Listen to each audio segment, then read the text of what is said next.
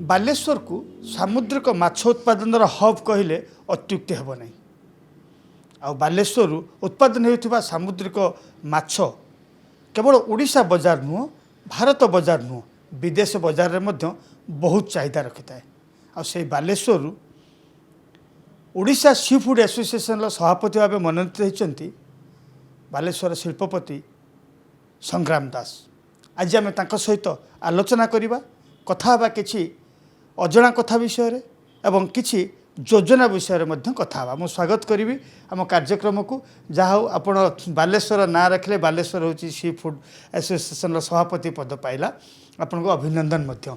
कौन कहे कौन केमिति थिला जो यात्रा गोटे चाषी रू जाइकरी पुणी आपण सभापति हो पारे ओडिशा।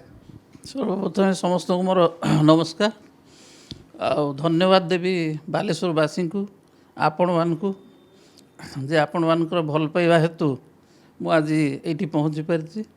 आ मोर जी वेल विषय अच्छा तांको भी धन्यवाद देवी जे तांको चेष्टार मु ये पहुँची पारी। आ मुख्यतः बालेश्वर भद्रक अनडिवाइडेड बालेश्वर हूँ आमर चिंगुड़ी चाष कहतु एवं ट्रलर फिशिंग कहतु यार गोटे हब।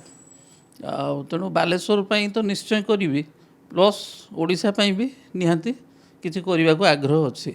जमिति देखा जाए जे समुद्र रे माछ विभिन्न प्रकार माछ अच्छी आपणकर एसोसिएशन जो डील करे को माछ को लेकिन डील करे को माछ विदेश बाजार चाहिदा तार विदेश बाजार को जाऊँगी आप मुख्यतः चिंगुड़ी जाऊँगी, पाम्पलेट जाऊँगी, स्क्विड जाऊँगी, कटल फिश जाऊँगी,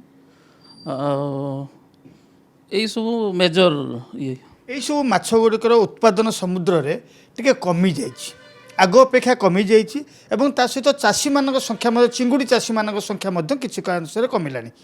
उत्पादन वृद्धि बा ब्रीडिंग करवा समुद्र रे अधिक माछ पॉपुलेशन बढ़ेबा एवं चाषी मानक आउ टिके आगो को नबा ए विषय आपनकर एसोसिएशन तरफ कोन योजना रही?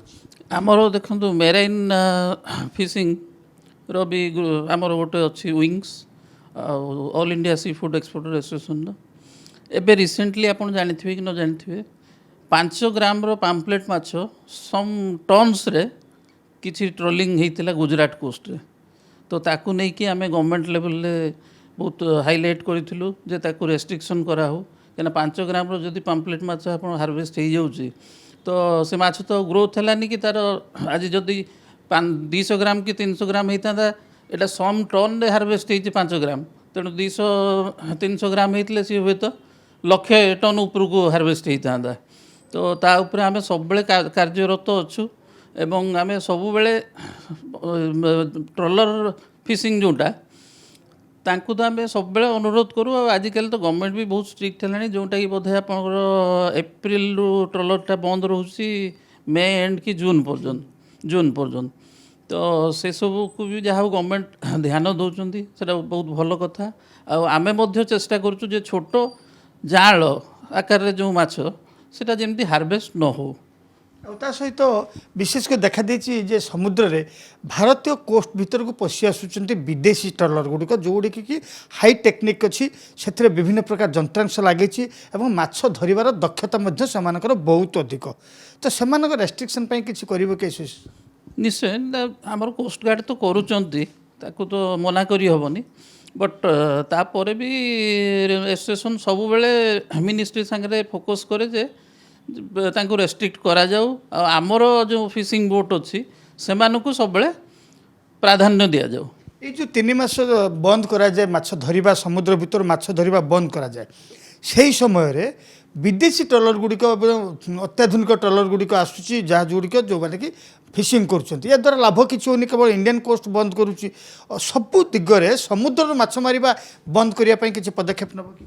नियरेस्ट कंट्री संगे भी तांकर जो कोस्ट गार्ड अच्छी ताकू भी टाई अप करिकी गवर्नमेंट संगे लिएसनिंग करिकी सेमानकु भी यही 3 मास बंद करिया दरकार। नहले नहीं देखो आमर आज ट्रलर ओनर मैंने हैरान हेले 3 मास तांकर बेपार बंद रहिला बट सेमाने आसिक जदि माछ धरिकी नहीं पळेबे ताले लाभ किछि होबनी। ଆଉ ଗୋଟେ କଥା ରହିଲା ଯେ ଏଇ ଯେଉଁ ଚାଷୀମାନେ ଯେଉଁମାନେ ଚିଙ୍ଗିଡ଼ି ଚାଷ କରୁଛନ୍ତି ବିଶେଷ କରି ସେମାନଙ୍କର ବିଜୁଳି କ୍ଷେତ୍ରରେ ଦେଖାଦେଇଛି ଯେ ବ୍ୟବସାୟିକ ସ୍ଲାବ୍ ଲାଗୁ ହେଉଛି ତାଙ୍କ ପାଇଁ କିନ୍ତୁ ଯଦି ଏଗ୍ରିକଲଚର ସ୍ଲାବ୍ ଲାଗୁ ହୁଅନ୍ତା ଆପଣଙ୍କର ବହୁତ ଦିନରୁ ଏହା ଡିମାଣ୍ଡ ଥିଲା ସେ ବିଷୟରେ ଟାଟା ପାୱାର ସହିତ କିଛି ଆଲୋଚନା କରିବାର ବା ସରକାର ସହିତ କିଛି ଆଲୋଚନା କରିବାର ଯୋଜନା ଅଛି କି? ଦେଖନ୍ତୁ ଆମର ଯେମିତି ଏକ୍ସପୋର୍ଟ ହାଉସ୍ ଗୁଡ଼ା ଥିଲା ଆମର AAA ଟାରିଫ୍ରେ ଏଲାଇଡ୍ ଏଗ୍ରିକଲଚରାଲ ଆକ୍ଟିଭିଟି ଟାରିଫ୍ରେ 3 ଟଙ୍କା ସମଥିଙ୍ଗ ଆମକୁ ଚାର୍ଜ ହେଉଥିଲା ବଟ୍ ସେଇଟା ଟାଟା ପାୱାର ଏବେ ଆସିକି ସେଟାକୁ ଆମକୁ ଲାର୍ଜ ଇଣ୍ଡଷ୍ଟ୍ରି କ୍ୟାଟେଗୋରୀରେ ଅବିକା 6 ଟଙ୍କା ସମଥିଙ୍ଗ ଚାର୍ଜ କରୁଛନ୍ତି।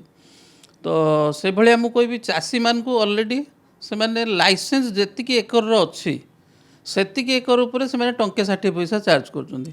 ସପୋଜ୍ ଗୋଟେ ଚାଷୀର ଧରନ୍ତୁ 4 ଏକରର ଲାଇସେନ୍ସ ଅଛି, ତାର ଧର 4.5 ଏକରରେ ଚାଷ ହେଉଛି, ତ ସେଠି ସେମାନେ କ'ଣ କରୁଛନ୍ତି ସେ ଯେଉଁ ଅଧ ଏକରଟାକୁ ଅବିକା କମର୍ସିଆଲ ଟାରିଫକୁ ଟାଣିଲେଣି।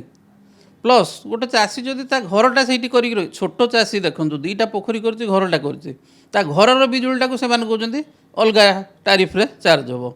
ତ ଏଇସବୁ ଜିନିଷକୁ ନେଇକି ବହୁତ ପ୍ରକାରର ମାନେ ପ୍ରୋବ୍ଲେମ୍ ଆ ଦେହରେ ଅଛି। ତ ମୁଁ ତ ଏଇ 2 ଦିନ ହେଲା ଧରନ୍ତୁ ଚାର୍ଜ ଦେଲି, ଆସ୍ତେ ଆସ୍ତେ କ'ଣ କରିହେବ ଦେଖିବା। ଚାଷୀମାନଙ୍କ ପାଇଁ ଇଏ ଗୋଟେ ବଡ଼ ଚାଷୀମାନଙ୍କୁ ଉତ୍ସାହିତ କରିବା ପାଇଁ ଆସୋସିଏସନ୍ ତରଫରୁ କ'ଣ ଯୋଜନା ରହିବ ଯେ କେମିତି ଚାଷୀମାନଙ୍କୁ ଉତ୍ସାହିତ କଲେ ଆହୁରି ଅଧିକ ଚାଷୀ ଆସିବେ? ଦେଖନ୍ତୁ ଆମର ଚାଷୀମାନେ ସବୁବେଳେ ଯେଉଁ ଚିଙ୍ଗୁଡ଼ି ଚାଷ ଅଛି ସେଇ ଚିଙ୍ଗୁଡ଼ି ଚାଷକୁ ହିଁ ପ୍ରାଧାନ୍ୟ ଦେଉଛନ୍ତି। ଆଜି ମୁଁ ଯଦି ଚାଷୀମାନଙ୍କୁ କେତେବେଳେ ଗୋଟେ ମିଟିଂ ଆମର ହୁଏ ମୁଁ ତାଙ୍କୁ ବୁଝେଇବି ଆମର 3 ଲକ୍ଷ ମେଟ୍ରିକ୍ ଟନ୍ ଯେଉଁ ବାସା ଫିସ୍ ଆସୁଛି ଆପଣଙ୍କର ଇଣ୍ଡିଆର ବହୁତ 5 ଷ୍ଟାର ହୋଟେଲକୁ ଭିଏତନାମରୁ ଆସୁଛି। ତ ଆମ ଚାଷୀମାନେ ଆଜି ଏମ୍ପେଡ଼ା ତାର ଯେଉଁ ସିଡ୍ ବନେଇବା ପାଇଁ ଗୋପାଳପୁରରେ ଆରମ୍ଭ କଲାଣି ହେଚେରୀ। ସାମ୍ନା ବର୍ଷକୁ ତାଙ୍କର କମର୍ସିଆଲ ପ୍ରଡକ୍ସନ୍ ଆସିଯିବ ଯେଉଁଟା ବେକ୍ଟି ମାଛ ସେଟା ଫିଡ୍ ଖାଇକି ବଢ଼ିବେ। ତାର ବେକ୍ଟି ମାଛର ଜେନେରାଲି ଗୋଟେ କାର୍ନିମାଲିଜିମ୍ ହୁଏ, ମାଛକୁ ଖାଇଯାଆନ୍ତି, ସେଥିପାଇଁ ପ୍ରଡକ୍ସନ୍ ଭଲ ହେଉନଥିଲା। ତ ଏଇ ସିଡ୍ଟା ଟ୍ରେଣ୍ଡ ହେଇକି ଆସିବ ଯିଏକି ଫିଡ୍ ଖାଇକି ବଢ଼ିବ, ସେ ଆଉ ମାଛକୁ ଖାଇବେନି। ତ ତାକୁ ଯଦି ଆମ ଚାଷୀଙ୍କୁ ମୁଁ ଅନୁରୋଧ କରିବି ସେ କଲଚରକୁ ବି ଯଦି ଆଡପ୍ଟ କରିବେ ତାହେଲେ ହୁଏତ ଆମର ଯେଉଁ ହୋଟେଲ ଗୁଡ଼ାରେ ଆମେ ଟେଷ୍ଟ ନଥିବା ମାଛ ଯେଉଁ ବାସା ମାଛ ଖାଉଛୁ ଆମେ ବ୍ୟକ୍ତିର ଯେଉଁ ଟେଷ୍ଟ ଥିବା ମାଛ ପାଇପାରିବୁ। ଆଉ 3 ଲକ୍ଷ ଟନ୍ ଯେଉଁ ଇମ୍ପୋର୍ଟ ହେଉଛି ଭିଏତନାମରୁ ସେଟା ଇମ୍ପୋର୍ଟ ବି କମିଯିବ।